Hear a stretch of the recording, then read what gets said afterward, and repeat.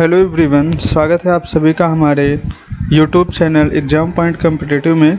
दोस्तों, आज के इस वीडियो में हम यूपी होम गार्ड के सैम्पल पेपर 2 देखेंगे। दोस्तों, इस वीडियो में इस पेपर में कुल 100 क्वेश्चन है, जिसमें जो भी क्वेश्चन है वो एग्ज़ाम बेस्ड क्वेश्चन है, जो कि एग्ज़ाम में पूछे जा सकते हैं। तो चलिए स्टार्ट करते हैं।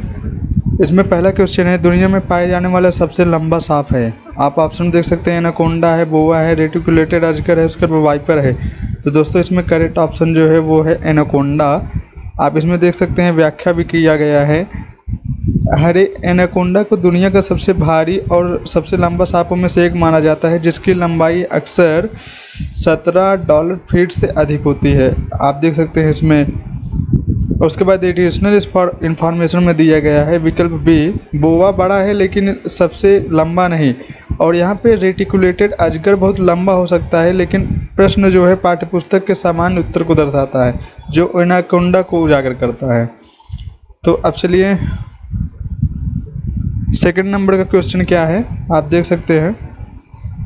नवंबर 2025 में तीसरा अंतर्राष्ट्रीय आयुर्वेद सम्मेलन कहाँ किया गया था? आप ऑप्शन में है Nai Delhi Bharat, Rio de Janeiro Brazil, and Sao Paulo Brazil, Buenos Aires Argentina. तो दोस्तों, इसमें आंसर सी को सही माना गया है। यहाँ पे ऑप्शन सी आंसर इसमें माना गया है। चलिए इसका थोड़ा व्याख्या पढ़ लेते हैं।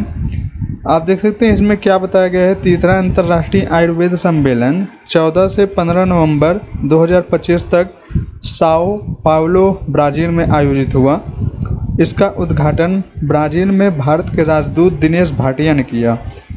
और उसके बाद इस सम्मेलन में ब्राज़ील ने आयुर्वेद अभ्यास के 40 वर्ष पूरे होने का प्रतीक है। इस सम्मेलन ने ब्राज़ील में आयुर्वेद अभ्यास के 40 वर्ष पूरे होने का प्रतीक है, जो आयुर्वेद को मान्यता देने वाला पहला दक्षिणी अमेरिकी देश भी है। अब चलिए अगला क्वेश्चन देख लेते हैं। दोस्तों, यहाँ पे हमारा तीसरा क्वेश्चन है, बैलाडीला खाने किसके लिए जानी जाती हैं? आप ऑप्शन देख सकते हैं, सोना, अब्रक, लौह अयस्क, हीरा। तो दोस्तों, इसमें आप देख सकते हैं आंसर सी है। ये जो लौह अयस्क है, ये बैलाडीला खाने के लिए जाना जाता है। ये बैलाडीला खाने जो है वो लौह अयस्क के लिए जाना जाता है। अब चलिए 4 नंबर का क्वेश्चन देख लेते हैं।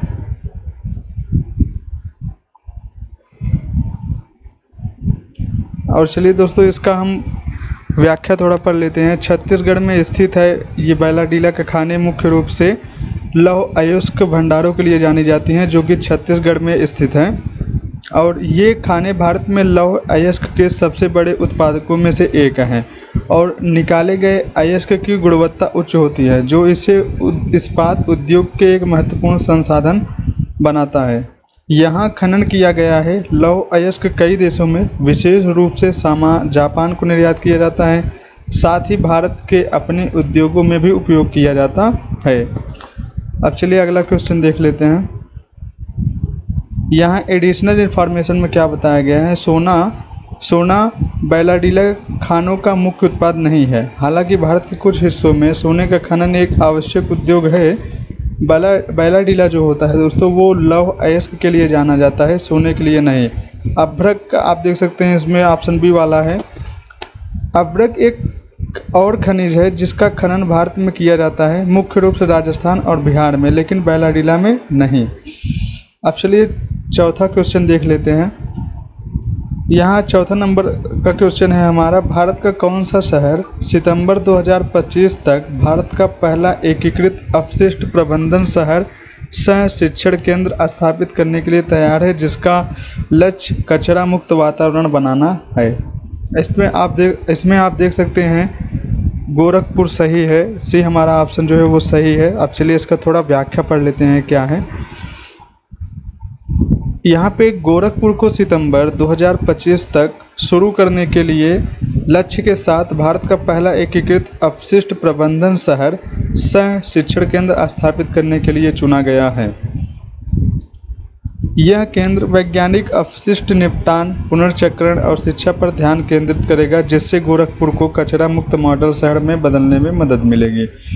अब चलिए अगला क्वेश्चन देख लेते हैं। 5वां क्वेश्चन है, निम्नलिखित में से कौन सा एक धर्मशास्त्र है? आप ऑप्शन में देख सकते हैं, angel of the clouds, Bhagavad Gita, Shakuntala, अर्थशास्त्र। तो दोस्तों इसमें आप हमारा ऑप्शन जो है बी सही है, भगवत गीता सही है। अब चलिए अगला क्वेश्चन देख लेते हैं। अब यहाँ पे 6 नंबर का क्वेश्चन है, छोटा नागपुर का पठार किस नदी प्रणाली द्वारा अप्रवाहित होता है? आप इसमें देख सकते हैं, गोदावरी है ऑप्शन में, कृष्णा है, दामोदर है, तापी है। तो इसमें दामोदर जो है वो करेक्ट है। छोटा नागपुर का पठार किस नदी प्रणाली द्वारा अप्रवाहित होता है? तो आप इसमें देख सकते हैं ऑप्शन सी, दामोदर नदी जो है वो छोटा नागपुर का पठार जो है वो दामोदर नदी पर स्थित है। अब चलिए अगला क्वेश्चन देख लेते हैं।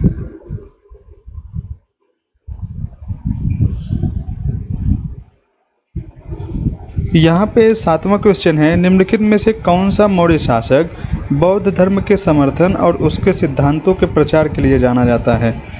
इसमें पहला ऑप्शन है बिंदुसार, चंद्रगुप्त मौर्य, अशोक, बृहद्रथ। तो दोस्तों इसमें अशोक जो है वो बौद्ध धर्म को मान लिए थे बाद में कलिंग युद्ध के बाद, तो इसीलिए अशोक होंगे यहाँ पे सही ऑप्शन में। सही उत्तर है सी, अशोक। चलिए अब इसका थोड़ा पढ़ लेते हैं क्या है। अशोक दोस्तों 273 से 232 ईसा पूर्व इनका शासनकाल था। उसके बाद इन्होंने कलिंग का युद्ध किया था और बाद में बौद्ध धर्म को अपनाया और शिलालेखों और अभिलेखों के माध्यम से धम्म को बढ़ावा दिया। तो दोस्तों अशोक ने धम्म को बढ़ावा दिया था। उन्होंने श्रीलंका, मध्य एशिया और दक्षिण पूर्व एशिया में बौद्ध मिशन भेजे। अशोक ने अशोक के अभिलेख, शिलालेख, स्तंभ लेख हैं। उनका प्रतीक सारनाथ का सिंह स्तंभ शीर्ष भारत का राष्ट्रीय प्रतीक है। और उन्होंने तीसरी बौद्ध संगति 250 ईसा पूर्व में आयोजित की।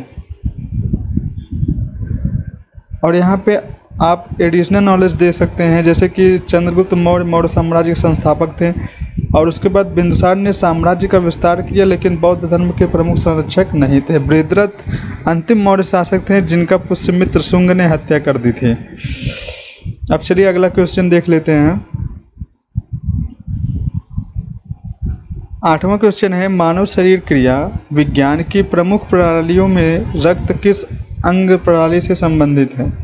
मानव शरीर क्रिया विज्ञान की प्रमुख प्रणालियों में रक्त किस अंग प्रणाली से संबंधित है? आप देख सकते हैं इसमें अंतःस्रावी प्रणाली है, उसके बाद पाचन प्रणाली है, उसके बाद परिसंचरण प्रणाली है, उसके बाद तंत्रिका प्रणाली है। तो आप ऑप्शन में देख सकते हैं इसमें सी वाला जो है करेक्ट है, परिसंचरण प्रणाली। इसमें आप देख सकते हैं व्याख्या में रक्त हृदय और वाहिकाओं के माध्यम से शरीर में परिचालित होता है। यह ऑक्सीजन, पोषक तत्वों और हार्मोन का परिवहन करता है, कार्बन डाइऑक्साइड और अपशिष्ट उत्पादों को हटाता है, समस्थिति बनाए रखने के लिए आवश्यक है। आप इन्फॉर्मेशन बूस्टर इसमें देख सकते हैं, जैसे कि वयस्क में रक्त की मात्रा जो है वो 5 से 6 लीटर होता है। प्लाज्मा रक्त का 55%, लाल रक्त कोशिकाओं ऑक्सीजन का परिवहन करती हैं, श्वेत रक्त कोशिकाएं संक्रमण से लड़ती हैं। आप ये सब देख लेते हैं। प्लेटलेट्स जमने में मदद करती हैं और उसके बाद परिसंचरण प्रणाली जो है वो हृदय प्रणाली की इक्वल होती है, आप देख सकते हैं इसमें। अब चलिए अगला क्वेश्चन देख लेते हैं। 9वां क्वेश्चन है, निम्नलिखित में से कौन अंतरिक्ष में उड़ान भरने वाली पहली भारतीय महिला है? आप इसमें देख सकते हैं ऑप्शन में है साना पांड्या, कल्पना चावला, सुनीता विलियम्स, प्रेम माधुरी। तो दोस्तों इसमें बी ऑप्शन जो है वो राइट है, कल्पना चावला है।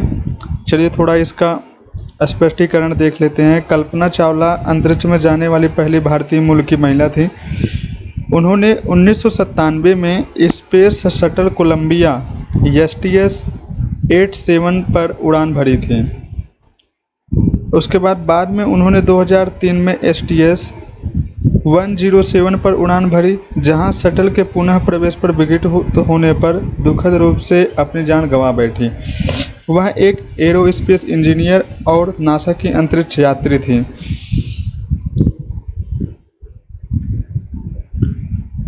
अब चलिए अगला क्वेश्चन देख लेते हैं। 10वां क्वेश्चन है, निम्नलिखित नेताओं में से किसने 13 दिसंबर 1946 को संविधान सभा में उद्देश्य संकल्प प्रस्तुत किया?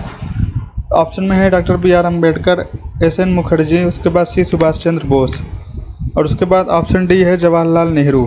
तो इसमें हमारा ऑप्शन डी जो है वो बिल्कुल करेक्ट है। जवाहरलाल नेहरू ने उद्देश्य संकल्प को प्रस्तुत किया था।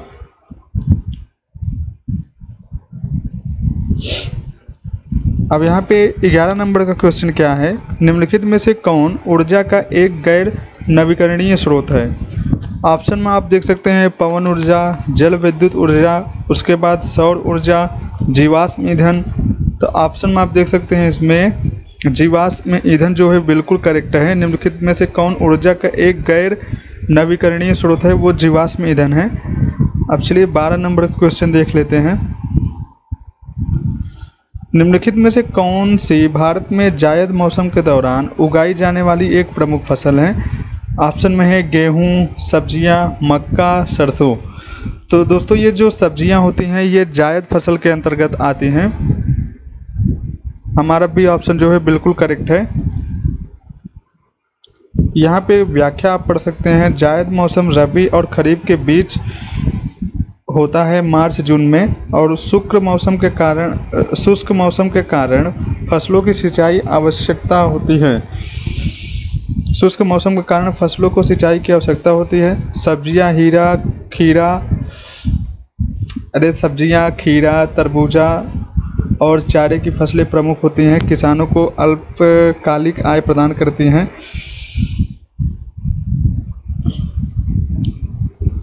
ये छोटा है तो इससे थोड़ा सब दिख नहीं रहे हैं तो पढ़ने में परेशानी हो रहा है। अब इसको मैं थोड़ा बड़ा कर देता हूँ, अब पूरा पढ़ने में आएगा। जायद कम अवधि की फसलें हैं, उसके बाद नहर कुआं सिंचाई पर निर्भर है। महत्वपूर्ण फसलें तरबूज, खरबूजा जो हैं ये सब जायद फसलें होती हैं। अब चलिए अगला क्वेश्चन देख लेते हैं। और दोस्तों ये जो गेहूं है ये रबी की फसल है, और मक्का खरीफ फसल है, और सरसों जो है रबी की फसल है।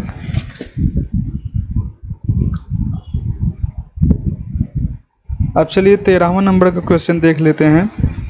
भारतीय संविधान की किस सूची के तहत सहकारी समितियों को वर्गीकृत किया गया है?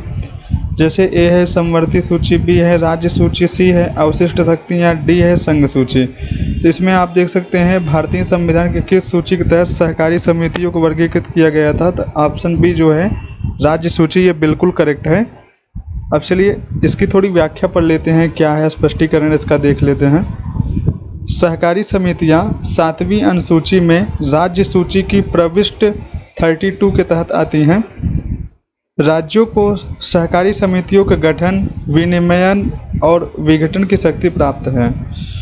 और उसके बाद 97वें संवैधानिक संशोधन ने सहकारी समितियों के लिए भाग 9B जोड़ा, लेकिन उच्चतम न्यायालय ने राज्य सहकारी समितियों से संबंधित भाग रखते हुए एक राज्य विषय बना हुआ है। अब चलिए अगला क्वेश्चन देख लेते हैं। प्रविष्ट 32 राज्य सूची सहकारी समितियों का निगमन, विनियमन, उसके बाद समापन। 97वें संविधान संशोधन 2011 ने सहकारी समितियों को बढ़ावा देने वाला अनुच्छेद 43B जोड़ा। उसके बाद बहुराज्य सहकारी समितियां केंद्रीय क्षेत्राधिकार के अंतर्गत आती हैं। उच्चतम न्यायालय 2021 ने सहकारी समितियों पर राज्यों की शक्ति को बरकरार रखा। अब चलिए अगला क्वेश्चन देख लेते हैं।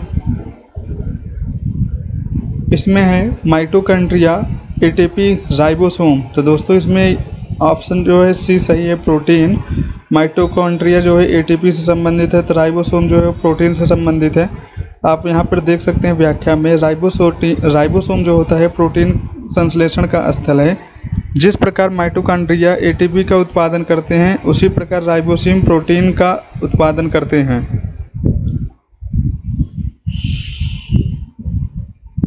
अब चलिए अगला क्वेश्चन देख लेते हैं 15 नंबर का।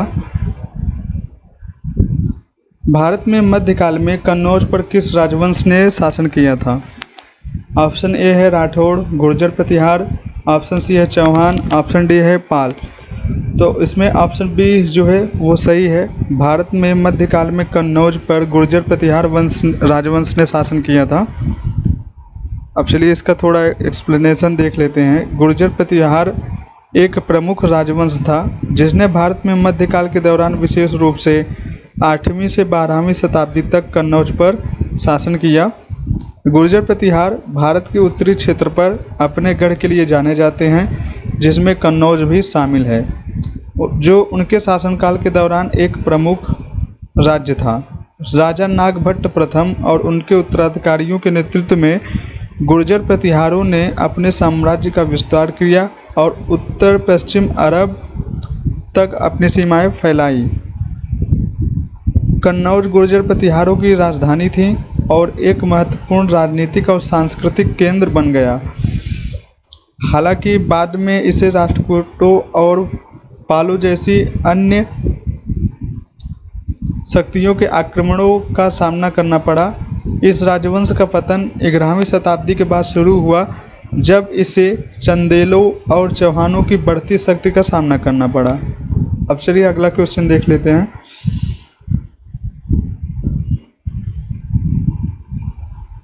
यहाँ पे 16 नंबर का क्वेश्चन है, भारतीय संविधान राष्ट्रपति को सर्वोच्च न्यायालय की सलाहकार राय लेने का अधिकार देता है। कौन सा अनुच्छेद यह शक्ति प्रदान करता है? ऑप्शन में है अनुच्छेद 131, अनुच्छेद 143, अनुच्छेद 72, ऑप्शन डी है अनुच्छेद 200। तो चलिए इसका देखते हैं। इसमें बी वाला ऑप्शन जो है दोस्तों बिल्कुल करेक्ट है। अनुच्छेद 143 जो है वो राइट है। अब चलिए अगला क्वेश्चन देख लेते हैं। इसमें थोड़ा व्याख्या पढ़ लेते हैं। राष्ट्रपति ने अनुच्छेद 143 का उपयोग किया, जो राष्ट्रपति को सर्वोच्च न्यायालय की सलाहकार राय लेने का अधिकार देता है। जो राष्ट्रपति को सर्वोच्च न्यायालय की सलाहकार राय लेने का अधिकार देता है। 2 न्यायाधीशों को पीठ द्वारा पहले सुझाई गई समय सीमाओं के संबंध में 14 प्रश्न संदर्भित किए गए थे। उसके बाद इंफॉर्मेशन बूस्टर में क्या है? अनुच्छेद 143 पहला, सार्वजनिक महत्व के कानून या तथ्य के प्रश्नों पर सलाहकार राय। और उसके बाद अनुच्छेद 143 की राय सलाहकार होती है, बाध्यकारी नहीं। अब चलिए अगला क्वेश्चन देख लेते हैं। 17 नंबर का क्वेश्चन है, जब एक अवशोषित कण चुंबकीय क्षेत्र में गति करता है तो निम्नलिखित में से कौन सी राशि अपवर्तित रहती है? आप इसमें देख सकते हैं वेग की दिशा, गतिज ऊर्जा, संवेग की दिशा, कोणीय संवेग। तो जब एक आवेशित कण चुंबकीय क्षेत्र में गति करता है तो गतिज ऊर्जा जो है वो अपरिवर्तित रहती है। हमारा बी ऑप्शन जो है राइट है। आप इसमें यहाँ पे देख सकते हैं दिया भी गया है। चलिए इसका थोड़ा इन्फॉर्मेशन पढ़ लेते हैं। जब एक आवेशित कण चुंबकीय क्षेत्र से होकर गुजरता है तो चुंबकीय बल गति की दिशा के लंबवत कार्य करता है। यह बल कण की दिशा को बदल देता है, लेकिन कण पर कोई कार्य नहीं करता है। चूँकि कोई कार्य नहीं किया जाता है तो कण की गतिज ऊर्जा अपरिवर्तित रहती है। अब चलिए अगला क्वेश्चन देख लेते हैं। अमेरिका ने नागासाकी पर परमाणु बम कब गिराया था? आप इसमें देख सकते हैं 6 अगस्त 1945, 9 अगस्त 1945, 7 अगस्त 1944। इसमें दोस्तों बी ऑप्शन जो है वो करेक्ट है, यहाँ पे दिया भी गया है। चलिए थोड़ा इसका एक्सप्लेनेशन जो है वो पढ़ लेते हैं। एक्सप्लेनेशन में क्या दिया गया है आप देख सकते हैं। 9 अगस्त 1945 को संयुक्त राज्य अमेरिका ने जापान के शहर नागासाकी पर परमाणु बम गिराया। ठीक तीन दिन बाद 6 अगस्त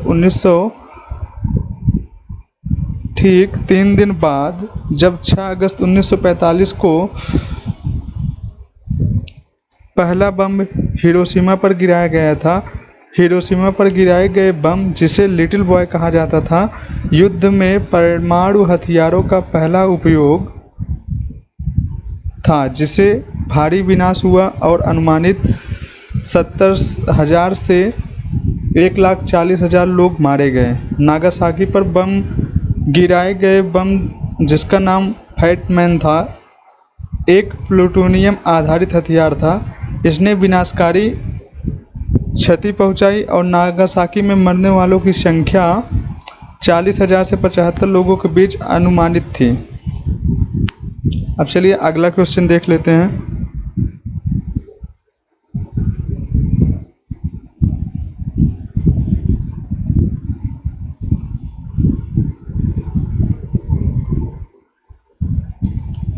भारतीय संविधान के निम्नलिखित में से किस अनुच्छेद में वित्त विधेयक का उल्लेख है? आप इसमें देख सकते हैं अनुच्छेद 145, बी है अनुच्छेद 112 और उसके बाद यहाँ पे सी है अनुच्छेद 110 और उसके बाद यहाँ पे लास्ट वाला ऑप्शन है अनुच्छेद 134।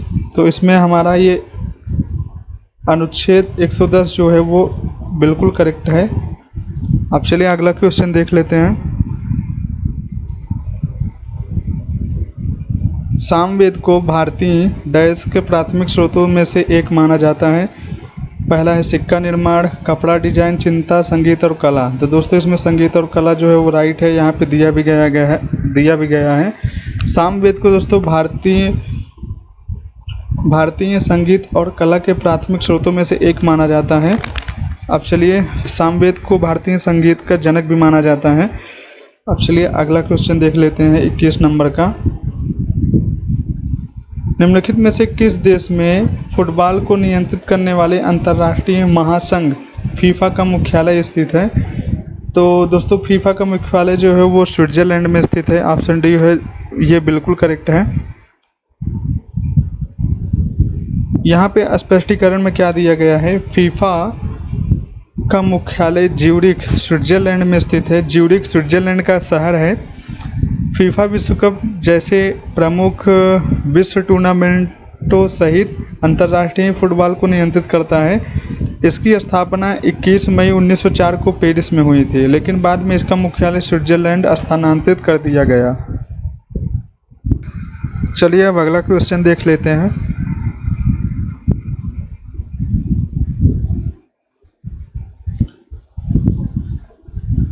यहाँ पे 22 नंबर का क्वेश्चन है, अरावली और विंध्य पर्वतमाला के बीच कौन सा पठार स्थित है? ऑप्शन में आप देख सकते हैं दक्कन, मालवा, छोटा नागपुर, मेघालय। तो दोस्तों इसमें ऑप्शन बी जो है वो करेक्ट है, मालवा। अरावली और विंध्य पर्वतमाला के बीच जो है वो मालवा का पठार स्थित है। मालवा पठार अरावली पर्वतमाला और विंध्य पर्वतमाला के बीच स्थित है, दक्षिण और दक्षिणी पूर्व।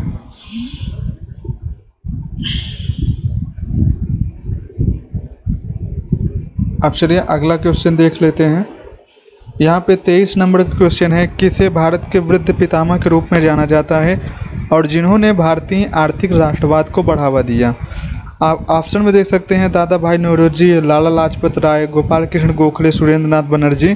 तो इसमें ऑप्शन ए जो है वो बिल्कुल करेक्ट है। दादा भाई नौरोजी को वृद्ध पितामह के रूप में जाना जाता है भारत का।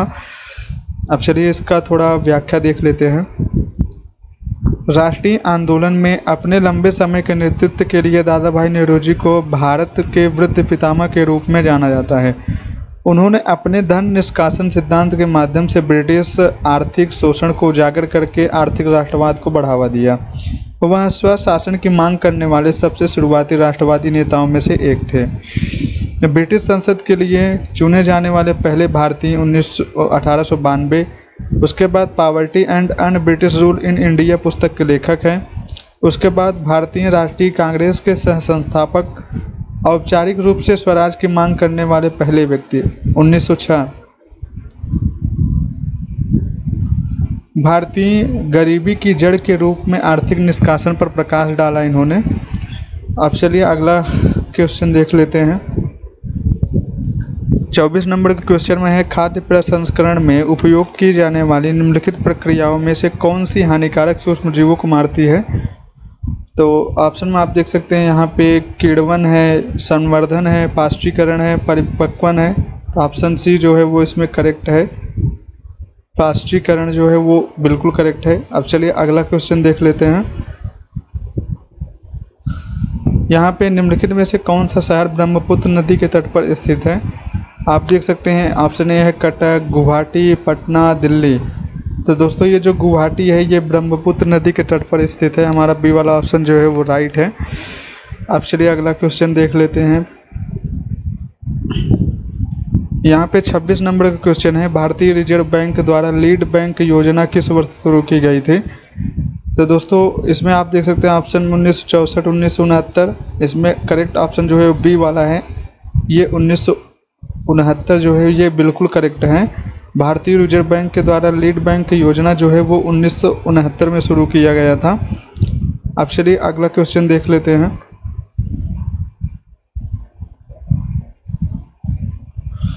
27 नंबर का क्वेश्चन है, किस भारतीय राजा ने 16वीं शताब्दी में एक चांदी का सिक्का जारी किया और उसे रुपया नाम दिया? आप इसमें देख सकते हैं हेमू, कृष्णदेवराय, शेरशाह सूरी, अकबर। तो दोस्तों इसमें आप देख सकते हैं शेरशाह सूरी जो है वो बिल्कुल करेक्ट है। शेरशाह सूरी ने 16वीं शताब्दी में एक चांदी का सिक्का जारी किया और उसे रुपया का नाम दिया। अब चलिए अगला क्वेश्चन देख लेते हैं। 28 नंबर क्वेश्चन है, ऐतिहासिक सीढ़ीदार कुआं अग्रसेन की बावड़ी निम्नलिखित में से किस स्थान पर स्थित है? ऑप्शन ए है चेन्नई, चंडीगढ़, कोलकाता, दिल्ली। तो ऐतिहासिक सीढ़ीदार कुआं अग्रसेन की बावड़ी जो है वो दिल्ली में स्थित है। हमारा डी ऑप्शन जो है वो राइट है।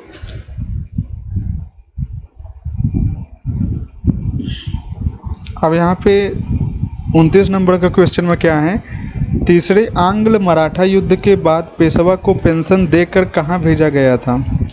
तीसरे आंग्ल मराठा युद्ध के बाद पेशवा को पेंशन देकर कहाँ भेजा गया था? आप इसमें देख सकते हैं पूना, नागपुर, सूरत, बिठूर। तो इसमें आप देख सकते हैं ऑप्शन डी जो है वो करेक्ट है, यहाँ पे दिया भी गया है। तीसरे आंग्ल मराठा युद्ध के बाद पेशवा को बिठूर भेज दिया गया था। यहाँ पे व्याख्या में आप देख सकते हैं तीसरा आंग्ल मराठा युद्ध 1817 से 1818 तक हुआ था। के बाद पेशवा बाजीराव द्वितीय को अंग्रेजों ने हरा दिया था। उन्हें सत्ता से हटा दिया गया और रुपया 8 लाख प्रतिवर्ष की पेंशन के साथ बिठूर, कानपुर, उत्तर प्रदेश के पास भेज दिया गया था। अब चलिए अगला क्वेश्चन देख लेते हैं। यहाँ पे 30 नंबर का क्वेश्चन है, दिग्गज खिलाड़ी मेजर ध्यानचंद के नाम पर रखा गया ध्यानचंद पुरस्कार खेल क्षेत्र के में आजीवन योगदान के लिए दिया जाता है। उसके बाद है, उन्होंने निम्नलिखित में से किस खेल में भारत का प्रतिनिधित्व किया था? तो ऑप्शन में दोस्तों ये मेजर ध्यानचंद हॉकी के प्लेयर थे, उन्होंने हॉकी खेल में सहयोग किया था। अब चलिए अगला क्वेश्चन देख लेते हैं 31 नंबर का।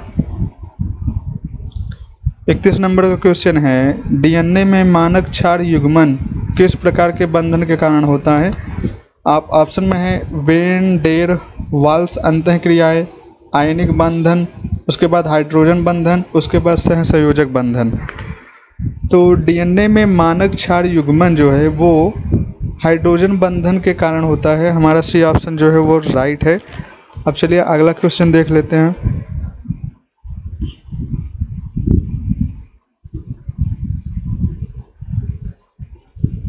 बत्तीस नंबर का क्वेश्चन है, आवर्त सारणी में सर्वाधिक इलेक्ट्रॉन बंधुता वाला तत्व है fluorine, chlorine, oxygen, sulphur.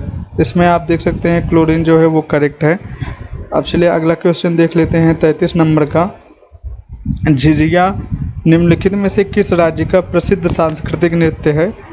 Option A है बिहार, मध्य प्रदेश, असम, उत्तर प्रदेश। तो दोस्तों झिझिया जो है वो बिहार राज्य का प्रसिद्ध सांस्कृतिक नृत्य है। अब चलिए 34 नंबर क्वेश्चन देख लेते हैं। दिल्ली के किस सुल्तान ने ब्राह्मणों पर जजिया लगाया था? ऑप्शन है मोहम्मद बिन तुगलक, अलाउद्दीन खिलजी, फिरोज शाह तुगलक, बलबन। तो फिरोज शाह तुगलक ने ब्राह्मणों पर जजिया लगाया था। ऑप्शन सी जो है वो बिल्कुल करेक्ट है। अब चलिए 35 नंबर का क्वेश्चन देख लेते हैं। 35 नंबर के क्वेश्चन में है, मछली में गलफड़ों का कार्य क्या है? अपशिष्ट को पानी में उत्सर्जित करना, पानी में मौजूद ऑक्सीजन को अवशोषित करना, हवा से ऑक्सीजन अवशोषित करना, पानी से घुली हुई ऑक्सीजन को अवशोषित करना। तो मछली में गल्फड़ों का कार्य जो है वो पानी से घुली हुई ऑक्सीजन को अवशोषित करना। हमारा डी ऑप्शन जो है वो बिल्कुल सही है। अब चलिए 36 नंबर का क्वेश्चन देख लेते हैं। किस संगठन ने 2002 में विश्व दर्शन दिवस की शुरुआत की? ऑप्शन चलिए आपको दिखाते हैं। यहाँ पे है संयुक्त राष्ट्र महासभा, यूनेस्को, यूनिसेफ, विश्व बैंक। तो दोस्तों इसमें यूनेस्को जो है वो बिल्कुल करेक्ट है। और यहाँ पे व्याख्या आप पढ़ सकते हैं। यूनेस्को ने समाज में दर्शन के महत्व को पहचानते हुए 2002 में विश्व दर्शन दिवस की शुरुआत की।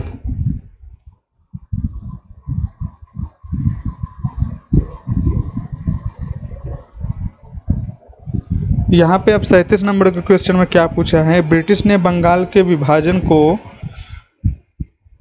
डैश में रद्द कर दिया। ऑप्शन है 1919, 1913, 1911। तो दोस्तों इसमें सी ऑप्शन जो है वो बिल्कुल करेक्ट है। दोस्तों ये जो बंगाल विभाजन है ये 1905 में हुआ था। बंगाल विभाजन आप देख सकते हैं यहाँ पे एक्सप्लेन भी किया गया है। बंगाल विभाजन ब्रिटिश सरकार द्वारा 1905 में लॉर्ड कर्जन के तहत किया गया था, जिसमें बंगाल को पूर्वी बंगाल और पश्चिमी बंगाल में विभाजित किया गया था।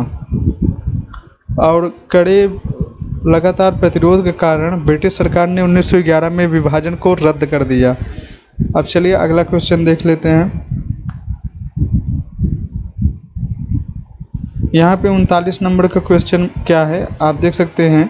11 दिसंबर 1901 को कमीशन की गई डिगबोई तेल रिफाइनरी भारत की सबसे पुरानी चालू रिफाइनरी है और दुनिया की सबसे पुरानी चालू रिफाइनरी में से एक है। यह डैश में स्थित है। आप इसमें देख सकते हैं डिगबोई। दोस्तों ऑप्शन ए है असम, गुजरात, उड़ीसा, उत्तर प्रदेश। तो ये जो डिगबोई तेल रिफाइनरी है वो उड़ीसा राज्य में असम में स्थित है। हमारा ये ऑप्शन जो है वो राइट है। अब चलिए अगला क्वेश्चन देख लेते हैं 40 नंबर का। भारत के उत्तर मध्य रेलवे क्षेत्र का मुख्यालय डैश में स्थित है। उत्तर ए है प्रयागराज, जयपुर, जबलपुर, बिलासपुर। भारत के उत्तर मध्य रेलवे क्षेत्र का मुख्यालय जो है वो प्रयागराज में है। हमारा ये ऑप्शन जो है राइट है। अब चलिए अगला क्वेश्चन देख लेते हैं 41 नंबर का। चेचक के टीके की खोज किसके द्वारा की गई थी? आप इसमें देख सकते हैं Robert Koch, Edward Jenner, Alexander Fleming, Ronald Ross. तो चेचक के टीके की खोज जो है एडवर्ड जेनर के द्वारा किया गया था। हमारा बी ऑप्शन जो है वो राइट है। अब चलिए अगला क्वेश्चन देख लेते हैं। यहाँ पे 42 नंबर का क्वेश्चन है। जल प्रदूषण में मुख्य कारक हैं। ऑप्शन है ए है धुआं, औद्योगिक रसायन, अमोनिया, साबुन। तो इसमें आप देख सकते हैं बी ऑप्शन जो है वो राइट है, औद्योगिक रसायन। अब चलिए अगला क्वेश्चन देख लेते हैं। निम्नलिखित में से कौन सा स्थान जहांगीर के मकबरे से संबंधित है? तो दोस्तों ये लाहौर जो है वो सही है। लाहौर में जहांगीर का मकबरा जो है स्थित है। अब चलिए अगला क्वेश्चन देख लेते हैं 44 नंबर का। सल्तनत काल 1206 से 1526 ईस्वी के दौरान दिल्ली पर कितने राजवंशों ने शासन किया? तो आप इसमें ऑप्शन देख सकते हैं 6, 3, 5 और उसके बाद 4। तो दोस्तों इसमें सी ऑप्शन दिया गया है 5। 1206 से 1526। आप स्पष्टीकरण भी पढ़ सकते हैं। दिल्ली सल्तनत 1206 से 1526 के दौरान कुल 5 राजवंशों ने दिल्ली पर शासन किया। इन राजवंशों ने उत्तरी भारत में मुस्लिम शासन की स्थापना की और सैन्य विजय और प्रशासन के माध्यम से शक्ति का विस्तार किया। दिल्ली सल्तनत कुतुबुद्दीन ऐबक के साथ शुरू हुई और इब्राहिम लोदी के साथ समाप्त हुई। और उसके बाद जिसे 1526 में पानीपत का पहला युद्ध बाबर ने हराया था इब्राहिम लोदी को, उसी के बाद से मुगल वंश की स्थापना हो गया था। उसके बाद दिल्ली पे मुगलों का साम्राज्य की स्थापना हुई और इब्राहिम लोदी हार गया था और ये मारा भी गया था। आप इसमें देख सकते हैं गुलाम वंश 1206 से 1290 और उसके बाद खिलजी वंश 1290 से 1320, उसके बाद तुगलक वंश 1320 से 1414, और उसके बाद सैयद वंश 1414 से 1451, उसके बाद लोधी वंश। तो ये पांचों वंश है जो 1206 से 1526 तक दिल्ली पर राज किए थे। लोधी वंश, सैयद वंश, तुगलक वंश, गुलाम वंश, खिलजी वंश। अब चलिए अगला क्वेश्चन देख लेते हैं। यहाँ पे 45 नंबर का क्वेश्चन है, शिक्षा का अधिकार भारतीय संविधान के डैश में दिया गया है। तो दोस्तों शिक्षा का अधिकार जो है अनुच्छेद 21A में दिया गया है। अब चलिए अगला क्वेश्चन देख लेते हैं 46 नंबर का। गर्म मौसम के स्थानीय तूफान को संदर्भित करने वाला शब्द काल बैसाखी मुख्य रूप से किन स्थानों को प्रभावित करता है? तो इसमें ऑप्शन में आप देख सकते हैं बंगाल और असम को। हमारा ये डी ऑप्शन जो है वो राइट है। अब यहाँ पे 47 नंबर का क्वेश्चन है, मोहनजोदड़ो की नृत्य करती हुई लड़की की मूर्ति डैश से बनी थी। ऑप्शन में है चांदी, सोना, लोहा, कांस्य। तो मोहनजोदड़ो की नृत्य करती हुई लड़की की मूर्ति जो है वो कांस्य से बनी हुई थी। हमारा डी ऑप्शन जो है वो राइट है। अब चलिए 48 नंबर का क्वेश्चन देख लेते हैं। 48 नंबर के क्वेश्चन में है, नई दिल्ली में राष्ट्रमंडल खेल किस वर्ष आयोजित किए गए थे? आप ऑप्शन में है 2010। तो दोस्तों नई दिल्ली में राष्ट्रमंडल खेल जो है वो 2010 में आयोजित किया गया था। अब चलिए 49 नंबर का क्वेश्चन देख लेते हैं। शेरकी शैली की वास्तुकला आधुनिक राज्य डैश से संबंधित थी। ऑप्शन ए है तेलंगाना, पंजाब, उत्तर प्रदेश, हिमाचल प्रदेश। तो दोस्तों उत्तर प्रदेश जो है वो बिल्कुल करेक्ट है। अब चलिए 50 नंबर का क्वेश्चन देख लेते हैं।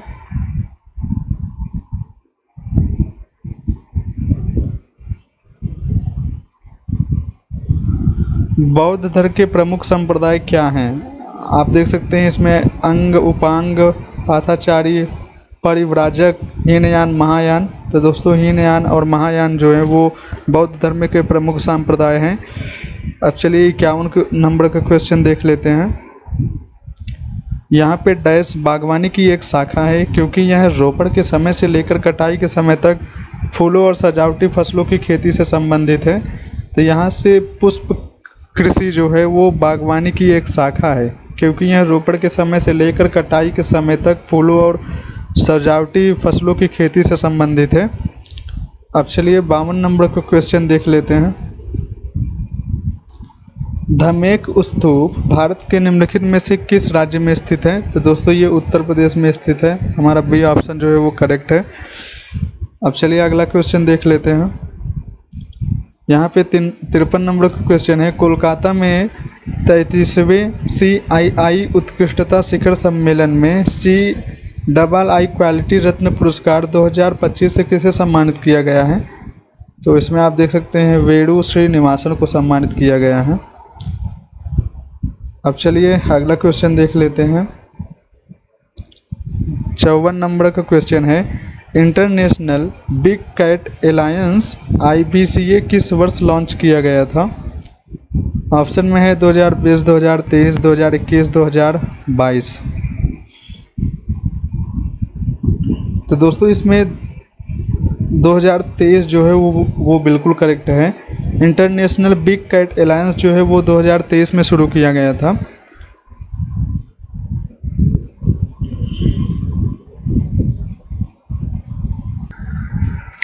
अब 55 नंबर के यहाँ पे क्वेश्चन है, आर प्रज्ञानंद किस खेल कूद से संबंधित है? ऑप्शन ए है शतरंज, पोकर, टेबल टेनिस, स्क्वैश। तो दोस्तों आर प्रज्ञानंद जो है वो शतरंज से संबंधित है। अब चलिए 56 नंबर क्वेश्चन देख लेते हैं। ग्रेनाइट से निर्मित विश्व का पहला मंदिर बृहदेश्वर मंदिर निम्नलिखित में से किस राज्य में स्थित है? तो दोस्तों ये तमिलनाडु में स्थित है। राजा प्रथम ने इसको बनवाया था। चलिए इसका स्पष्टीकरण पता करेंगे तो पता चल जाएगा। इसमें आप देख सकते हैं बृहदेश्वर मंदिर, जिसे राजेश्वरम या पैरू विदयार कोविल भी कहा जाता है, तमिलनाडु के तंजावुर में स्थित है। यह दुनिया का पहला मंदिर है जो पूरी तरह से ग्रेनाइट से बना है, जिसका निर्माण चोल वंश के राजराजा चोल प्रथम ने किया था। 1010 ईस्वी में करवाया गया था और यह यूनेस्को विश्व धरोहर स्थल भी है। अब चलिए अगला क्वेश्चन देख लेते हैं।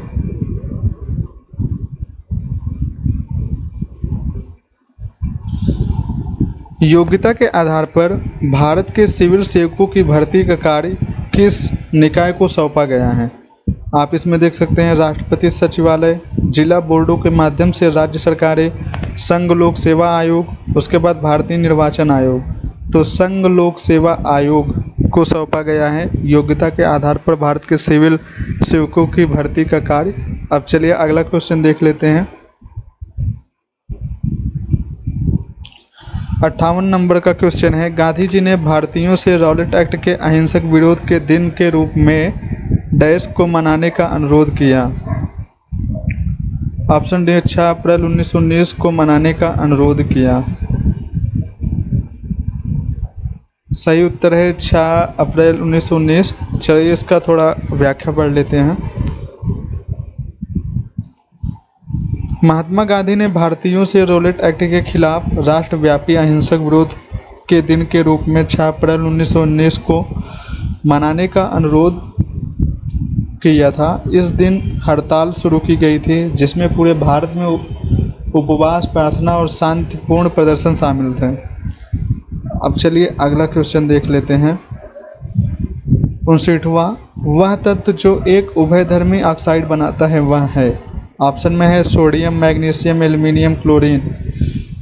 तो आप देख सकते हैं एक्सप्लेनेशन, एल्युमिनियम ऑक्साइड उभयधर्मी होता है। यह लवण और जल बनाने के लिए अम्ल और क्षार दोनों के साथ अपक्रिया करता है। तो हमारा ऑप्शन सी जो है वो बिल्कुल करेक्ट है। अब चलिए अगला क्वेश्चन देख लेते हैं। 60 नंबर का क्वेश्चन है यहाँ पे, भारत की जनगणना 2011 स्वतंत्रता के बाद डैश राष्ट्रीय जनगणना थी। तो आप इसमें देख सकते हैं 7वीं, 9वीं, 11वीं, 15वीं। तो दोस्तों इसमें 7वीं दिया गया है। भारत की जनगणना 2011 स्वतंत्रता के बाद की 7वीं जनगणना थी। तो दोस्तों जो जनगणना होता है वो 10 वर्ष में होता है। तो स्वतंत्रता के बाद जो है भारत की जनगणना 2011 7वीं जनगणना थी। अगर स्वतंत्रता के पहले पूछता तो वो 15वीं जनगणना थी। आप यहाँ पर स्पष्टीकरण पढ़ सकते हैं। स्वतंत्रता के बाद पहली जनगणना 1951 में आयोजित की गई और उसके बाद की जनगणनाएं हर 10 साल में आयोजित की गई। 1961, 1971, 1981, 1991, 2001 और 2011। 1900 आगे की गिनती जो है वो गिनती करने पर 2011 की गणना स्वतंत्रता के बाद 7वीं राष्ट्रीय जनगणना बन जाती है। अब चलिए अगला क्वेश्चन देख लेते हैं।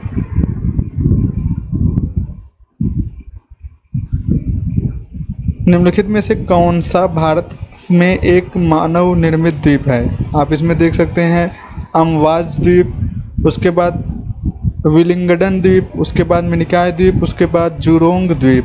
तो विलिंगडन द्वीप जो है वो मानव निर्मित द्वीप है। अब चलिए 62 नंबर का क्वेश्चन देख लेते हैं। भारत यूके संयुक्त सैन्य अभ्यास अजेय वॉरियर 2025 में किस तारीख को शुरू हुआ? तो ऑप्शन में है 15 नवंबर 2025। तो इसमें आप देख सकते हैं 17 नवंबर 2025 को शुरू किया गया था भारत यूके संयुक्त सैन्य अभ्यास। अब चलिए 63 नंबर का क्वेश्चन देख लेते हैं।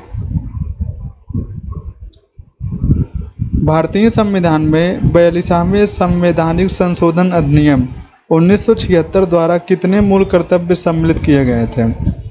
आप इसमें देख सकते हैं 0, 10, 8। ऑप्शन सी जो है हमारा वो बिल्कुल करेक्ट है। 42वें संवैधानिक संशोधन अधिनियम 1976 द्वारा 8 मूल कर्तव्य जो है वो शामिल किए गए थे। अब चलिए अगला क्वेश्चन देख लेते हैं 64 नंबर का।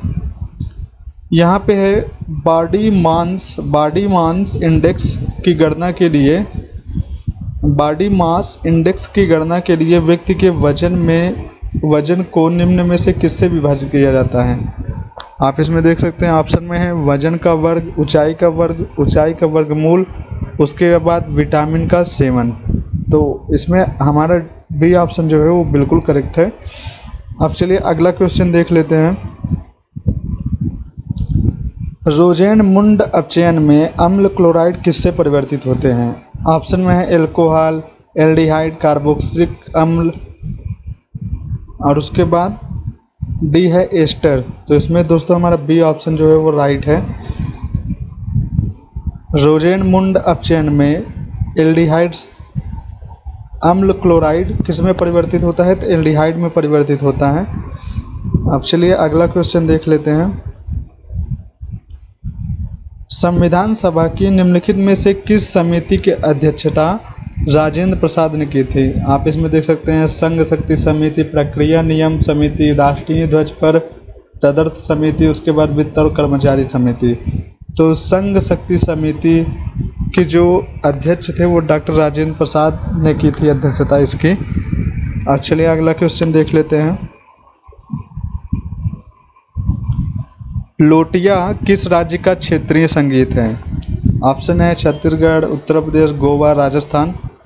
तो दोस्तों ये जो लोटिया है ये राजस्थान राज्य का क्षेत्रीय संगीत है। हमारा डी ऑप्शन जो है वो राइट है। अब चलिए अगला क्वेश्चन देख लेते हैं।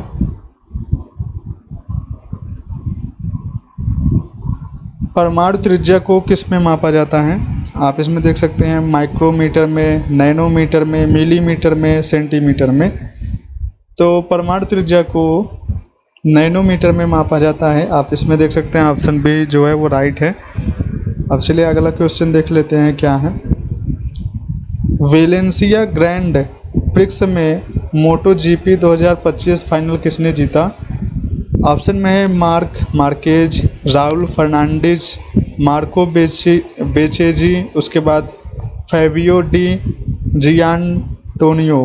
तो दोस्तों इसमें हमारा सी ऑप्शन जो है वो राइट है। अब चलिए अगला क्वेश्चन देख लेते हैं 70 नंबर का।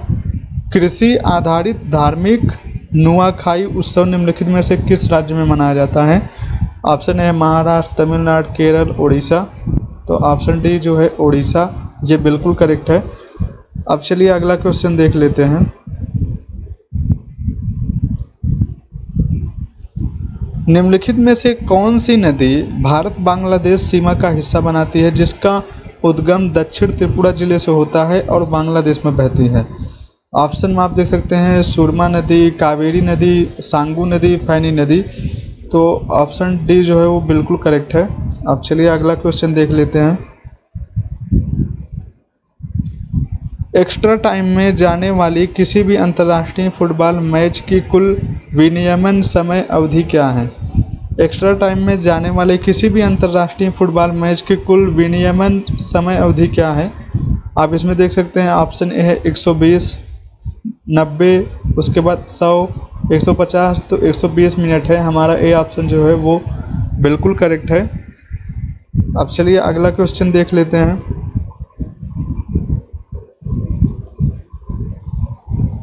तिहत्तर नंबर का क्वेश्चन है भारत के वित्त आयोग के संबंध में सही कथन का चयन कीजिए। इसका गठन भारत के प्रधानमंत्री द्वारा होता है, इसका गठन भारत के राष्ट्रपति द्वारा किया जाता है। तो दोस्तों हमारा बी ऑप्शन जो है वो बिल्कुल सही है। भारत के वित्त आयोग के संबंध में इसका गठन भारत के राष्ट्रपति द्वारा किया जाता है, ये बिल्कुल करेक्ट है। अब चलिए दोस्तों ये जो वित्त आयोग है ये अनुच्छेद 280 के तहत इसका गठन किया गया था और हर 5 वर्ष में राष्ट्रपति को वित्त आयोग की नियुक्ति राष्ट्रपति द्वारा प्रत्येक वर्ष में की ही जाती है।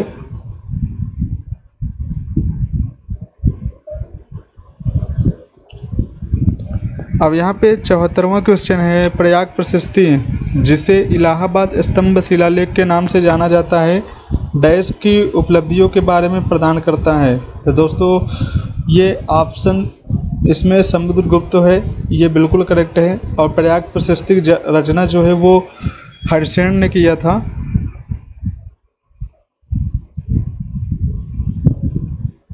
आप यहाँ पे पढ़ भी सकते हैं, प्रयाग प्रशस्ति या इलाहाबाद स्तंभ शिलालेख गुप्त सम्राट समुद्रगुप्त की सैन्य और प्रशासनिक उपलब्धियों का विस्तृत वर्णन करने वाला एक महत्वपूर्ण अभिलेख है।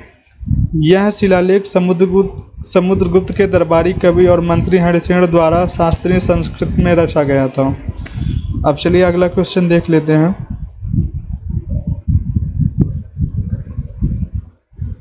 एक जिले में कानून और व्यवस्था कौन बनाए रखता है? ऑप्शन में है ग्राम सभा, जिला अधिकारी, नगर पंचायत, विधानसभा। तो एक जिले में कानून और व्यवस्था को बनाए रखने का जो हक है वो जिला अधिकारी का होता है। हमारा बी ऑप्शन जो है वो राइट है। अब चलिए अगला क्वेश्चन देख लेते हैं। 76 नंबर का क्वेश्चन, थार रेगिस्तान में सिंचाई में कौन सी नहर परियोजना प्रमुख भूमिका निभाती है? इसमें है यमुना नहर, इंदिरा गांधी नहर, टिहरी नहर, सरदार सरोवर नहर। तो इसमें हमारा ए ऑप्शन जो है वो बिल्कुल करेक्ट है। अब चलिए अगला क्वेश्चन देख लेते हैं।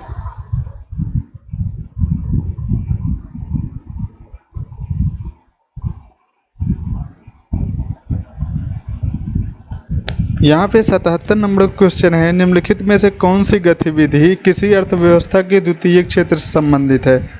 आप देख सकते हैं चाय बागान, कानूनी परामर्श, कृषि उपकरण निर्माण और उसके बाद बैंकिंग। तो दोस्तों इसमें ऑप्शन सी जो है वो बिल्कुल करेक्ट है, कृषि उपकरण निर्माण। अब चलिए अगला क्वेश्चन देख लेते हैं। सघन माध्यम में प्रकाश किरणों के मुड़ने को क्या कहते हैं? अब इसमें ऑप्शन में है परावर्तन, परिक्षेपण, अपवर्तन, विक्षेपण। तो दोस्तों सघन माध्यम में प्रकाश किरणों के मुड़ने को अपवर्तन कहते हैं। हमारा सी ऑप्शन जो है वो बिल्कुल करेक्ट है। अब चलिए अगला क्वेश्चन देख लेते हैं। यहाँ पे 79 नंबर का क्वेश्चन है, निम्नलिखित में से कौन मुद्रा राक्षस के लेखक हैं? ऑप्शन है कालिदास, विशाखदत्त, अश्वघोष, भास। तो दोस्तों मुद्रा राक्षस के जो लेखक हैं वो हैं विशाखदत्त। अब अगला क्वेश्चन देख लेते हैं।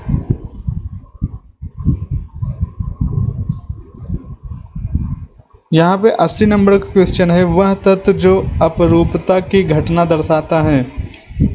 ऑप्शन में है सोडियम, फास्फोरस, कैल्शियम, एल्युमिनियम।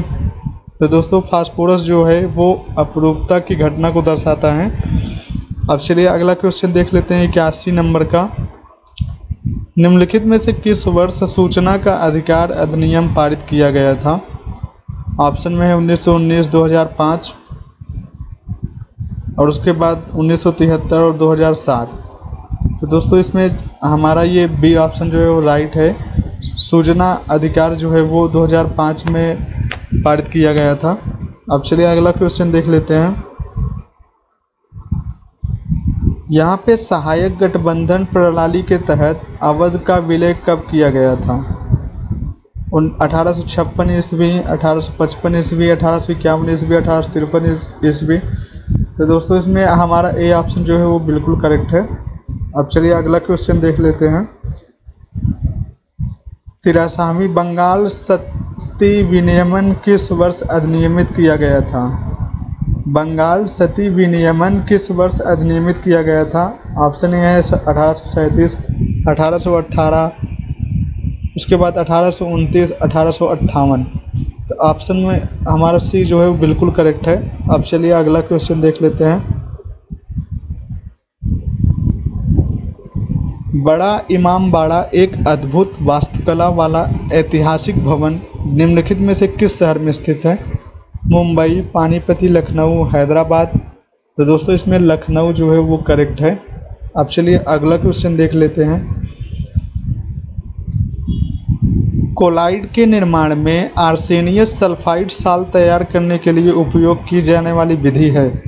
आप इसमें ऑप्शन देख सकते हैं ब्रेडिंग आर्क विधि, पेप्टीकरण, द्विअपघटन, ऑक्सीकरण। तो दोस्तों ये सी ऑप्शन जो है करेक्ट है। कोलाइड के निर्माण में द्विअपघटन आर्सेनियस सल्फाइड साल तैयार करने के लिए उपयोग की जाने वाली विधि है। अब चलिए 86 नंबर क्वेश्चन देख लेते हैं। प्रसिद्ध अम्बुबाची मेला हर साल भारत के निम्नलिखित में से किस शहर में आयोजित किया जाता है? ऑप्शन में है जालंधर, पटना, जयपुर, गुवाहाटी। तो दोस्तों इसमें देखते हैं करेक्ट ऑप्शन क्या है। इसमें करेक्ट ऑप्शन जो है वो हमारा गुवाहाटी है। प्रसिद्ध अंबुमाची मेला जो है हर साल भारत के गुवाहाटी शहर में आयोजित किया जाता है। अब चलिए अगला क्वेश्चन देख लेते हैं।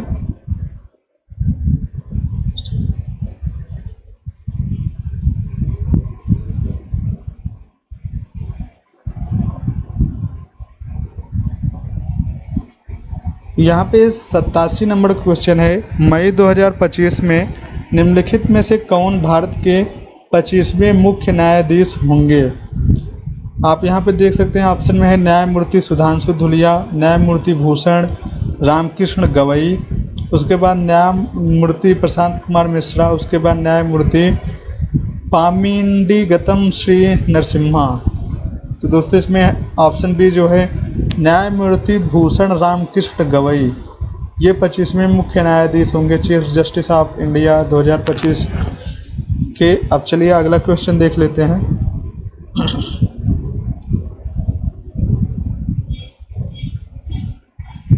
88 नंबर का क्वेश्चन है। निम्नलिखित में से किस मिट्टी से खादर और बांगर शब्द जुड़े हैं। आप इसमें देख सकते हैं लेटेराइट, जलोढ़, काली, शुष्क। तो दोस्तों जलोढ़ में जो है ये खादर और बांगर शब्द से जुड़े हैं। हमारा बी ऑप्शन जो है वो बिल्कुल करेक्ट है। अब चलिए अगला क्वेश्चन देख लेते हैं। 8वीं पंचवर्षीय योजना में रोजगार सृजन के लिए किन क्षेत्रों पर बल दिया गया था। 8वीं पंचवर्षीय योजना में रोजगार सृजन के लिए किन क्षेत्रों पर बल दिया गया था। पहला है ऑटोमोटिव और इस्पात उद्योग, आईटी और सॉफ्टवेयर सेवाएं, बैंकिंग और वित्त, पशुपालन, मत्स्य पालन, बागवानी, ग्रामीण उद्योग। तो दोस्तों हमारा इसमें डी ऑप्शन जो है बिल्कुल करेक्ट है, पशुपालन, मत्स्य पालन, बागवानी और उसके बाद ग्रामीण उद्योग। अब चलिए अगला क्वेश्चन देख लेते हैं क्या है 90 नंबर का। निम्नलिखित में से कौन सी नदियाँ राष्ट्रीय जलमार्ग से संबंधित है। ऑप्शन में है ब्रह्मपुत्र नदी, अम्बा नदी, चंबल नदी, यमुना नदी। राष्ट्रीय जलमार्ग से संबंधित है कौन सी नदी। तो दोस्तों इसमें अम्बा नदी जो है वो राष्ट्रीय जलमार्ग से संबंधित है। अब चलिए अगला क्वेश्चन देख लेते हैं।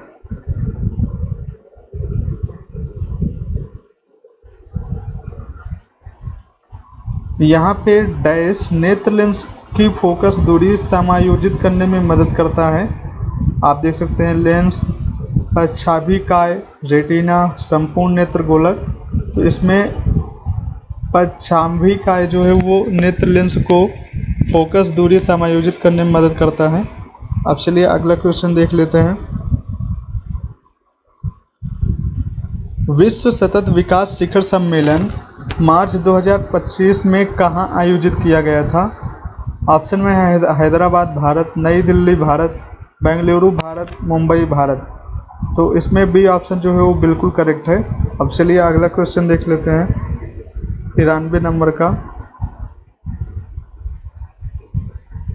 11वीं पंचवर्षीय योजना वर्ष डैश में समाप्त हुई। आप इसमें देख सकते हैं 2010। 11वीं पंचवर्षीय जो योजना जो है वो 2012 में समाप्त हुई। उसके बाद 2012 से 2017 तक 12वीं पंचवर्षीय योजना आयोजित की गई। अब चलिए अगला क्वेश्चन देख लेते हैं।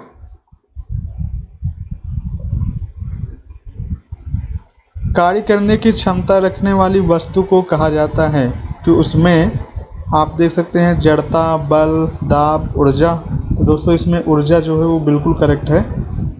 अब चलिए 95 नंबर का क्वेश्चन देख लेते हैं।